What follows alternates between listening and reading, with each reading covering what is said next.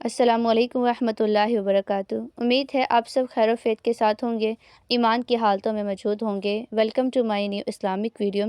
आज की वीडियो में कुरान पाक की बहुत एक अहम सूरा के बारे में मैं आपको 5 वज़ाइफ ऐसे शेयर करूंगी कि अगर आप कामिल यकीन अकीदे के साथ उनमें से कोई भी एक अमल कर लेते हैं तो बेशक अल्लाह पाक जो है वो आपकी हर हाजत को, हर मकसद को, हर परेशानी को हल फरमाएगा, आपको खुशियाँ और वो मोजज़ात अता फरमाएगा जिसका आपको गुमान भी नहीं होगा। मैं आपके साथ जिस सूरा की बात कर रही हूँ वो कुरान पाक की बहुत ही अहम सूरा है, सूरा हश्र, जिसकी आखिरी आयतों के बारे में हदीस मुबारका भी मौजूद है। हज़रत अबू इमामा रज़ियल्लाहु तआला अन्हु से रवायत है कि हुज़ूर अकरम सल्लल्लाहु अलैहि वसल्लम ने इरशाद फरमाया है कि जो शख्स रात या दिन में सूरा हश्र की आखिरी आयत पढ़े और उसी दिन या रात अगर उसका विसाल हो जाए तो वह यकीनन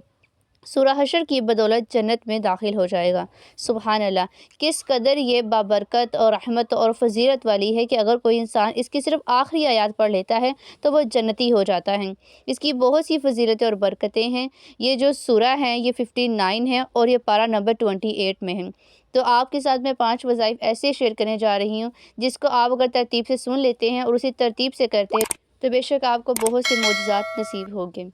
कुरान पाक की सूरा हश्र है। कुरान पाक की बहुत ही खूबसूरत सूरा है जिसमें अल्लाह ताला के नाम कसरतन बयान हुए हैं। ये सूरत अपने फ़ज़ाइल के यानी कि इसके जो भी फ़ज़ाइल हैं उसके लिहाज से बहुत बड़ी और बाअज़मत है, क्योंकि हाजत रवाई के लिए इसके असरात बहुत अक्सर हैं। सबसे पहले मैं आपके साथ इसका जो वजीफ़ा, इसका अमल शेयर करने जा रही हूँ, वो आपकी ख़ास हाजत को मुकम्मल करने के लिए काफ़ी है। और किसी इंसान को, किसी भी शख्स को कोई भी हाजत दरपेश हो और वो चाहता है कि उसकी वह हाजत, उसकी परेशानी जल्द से ख़त्म हो जाए, तो वो 4 रकत नवाफिल को इस तरह से पढ़े कि हर रकत में सिर्फ़ फ़ातिहा के बाद सूरा हश्र को पढ़े और इसी अमल को कम से कम 11 दिन तक जारी रखें। इंशाअल्लाह ताला उसकी जो भी जायज़ हाजत है अल्लाह उसकी उसमें रहमत अता फ़रमाएगा, उसकी वह हाजत मकबूल फ़रमाएगा और उसकी परेशानी हल हो जाएगी।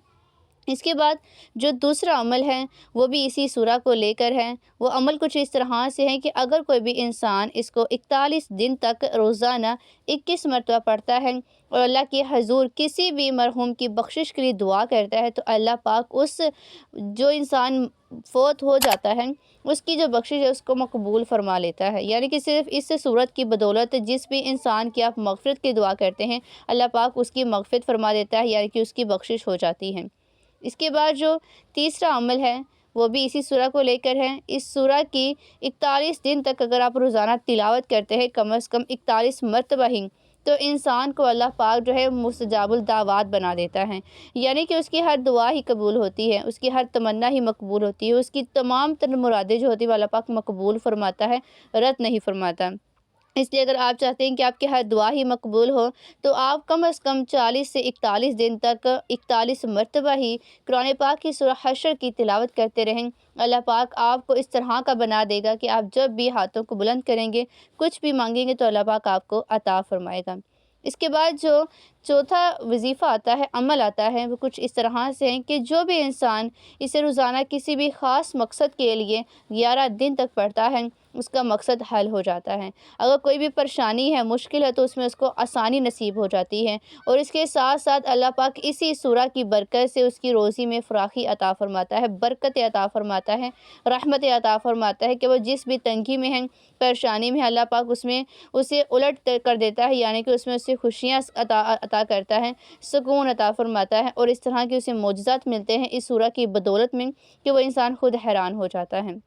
इसके बाद जो एक आखिरी वजीफ़ा है, अमल है इसी सूरा को लेकर, ये एक ऐसा अमल है जो कि हर इंसान चाहता है कि मेरे साथ लाज़मी हो। यानी कि हर इंसान की ये तमन्ना है कि उसने अपनी ज़िंदगी में माज़ी में जितने भी गुनाह किए हैं, जो भी गलती गुस्ताखी उससे हुई है, वो चाहता है कि अल्लाह पाक को उस इंसान के उस गुनाहों को माफ़ फरमा के उसको नेक बना दे, यानी कि वो अपनी ज़िंदगी जो पूरी है वो दीन के मुताबिक गुजारे। अगर आप चाहते हैं कि आपकी जो ज़िंदगी है वो गुनाहों से अगर भरी है तो ख़त्म हो जाए गुनाह और आपकी ज़िंदगी खुशहाली की तरफ आ जाए, नेकियों की तरफ आ जाए, तो रोज़ाना कम से कम 1 मरतबा सूरह हश्र की जो आयतें हैं उनको पढ़ना शुरू कर दें। यानी कि आप रोज़ाना सिर्फ़ एक बार इस सूरह को पढ़ने का जब मामूल बना लेते हैं तो अल्लाह पाक जो है वो आपके पहले जितने भी गुनाह, साबिक़ा गुनाह آپ کے ہوتے ہیں وہ سب کو معاف فرما دیتا ہے۔ اور آپ کی جو آئندہ زندگی ہوتی ہے، اگر آپ چاہتے ہیں کہ اس میں آپ کو گناہ نہ ہوں تو آپ کوشش کیجئے کہ آپ اللہ کی طرف لوٹ جائیں۔ یعنی کہ انسان کا جو ماضی ہوتا ہے وہ گناہوں سے بھرا بھی ہو تو اس کا جو مستقبل ہوتا ہے بالکل پاک ہوتا ہے،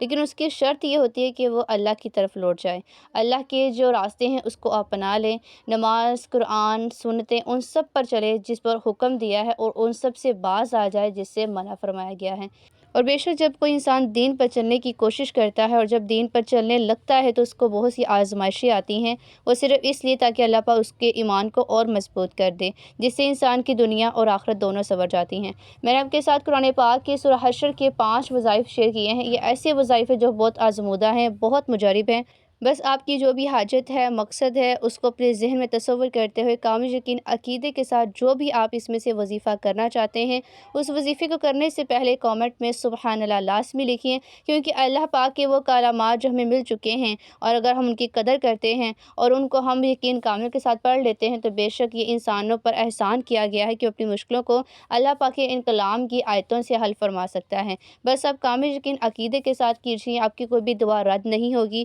اور وہ سب کچھ آپ کو عطا ہوگا جس کی آپ خواہش مند ہیں۔